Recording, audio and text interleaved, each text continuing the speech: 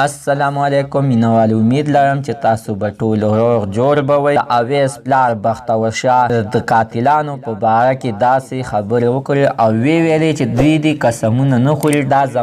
زما د زوی قاتلان دي. مینوالو نور څه ویلي دي ټول معلومات زه تاسو ته په دې ویډیو کې کوم. زموږ دا ویډیو د ساعت تر اخره پورې ګورئ، تاسو ته پوره معلومات در ورسیږي. د دې معلومات نه مخکې زه تاسو ته دا یادګینه وکړم، تاسو که چارې زموږ په دې سوپر کلیک چینل کې نوي وئ، چینل هم نوي سبسکرایب کړئ. مهرباني وکړئ تاسو زموږ د سوپر کلیک چینل د سره سبسکرایب کړئ، خوا کې سره د ټلۍ نشان ووهئ چې هر یوه نوي معلوماتي ویډیو تاسو ته په اسانۍ باندې در ورسیږي. د اویس پلار د قاتلان چې یو څو ورځې مخکې انټرویو کړې وه، د هغوی په باره کې نن ټول حقیقت بیان کړو او ویلې چې دا زما د زوی قاتلان دي، دوی دې قسمونه نه خوري، ځکه دوی په یو شان باندې دوی ځان په دغه قسمونو باندې نشي خلاصولی، ځکه چې دوی د ځان د بچېدلو دپاره به ښه یوه ګوټکا مالوي، ښه قسمونه به خوري، یوه لوبه به کوي. دا ما حکومت ته پرېښي دي او عدالت ته مې پرېښي دي چې هغوی ورسره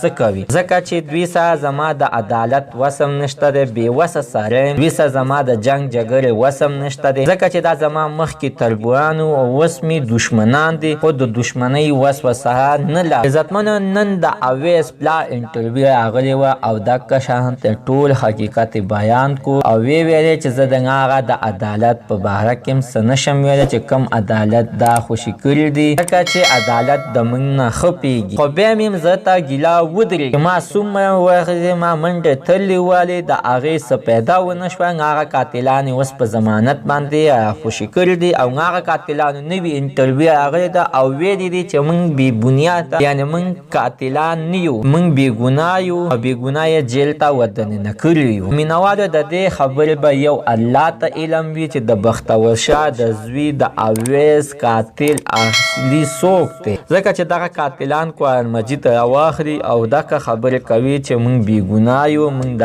اویس قاتلان نه یو. چې دې خواته د بختور شاه خبرې واوري نو بیا به دې یقین پیدا شي چې دغه قاتلان دي، ځکه چې بختور شاه ویلي دي چې ما د دوی 15 ورځې ما صبر وکړو چې ځکه پولیسو به کله یو بوتلو کله به بله بوتلو، چې دوی یې بوتله نو دوی هغه شانته ټول حقیقت بیان کوم کار چې اوس هغه ټایم کې زما زوی سره شوی نو ټول حقیقت دوی هغه ټولې خبرې وکړي. ما څنګه هغه فایل دی وایي، هغه فایل به چې کوم یو میډیا والا غواړي زه یې ورته ښودلی شم. مینوالو، زموږ د سره نننۍ معلومات ته د دې ځای پورې د نوي معلوماتو لپاره د سره زموږ د سوپر کلیک چینل د سره سبسکرایب کړئ، خوا کې سره د ټلۍ نشان ووهئ. هر یوه نوي معلوماتي ویډیو تاسو ته په اسانۍ باندې تر ورسي.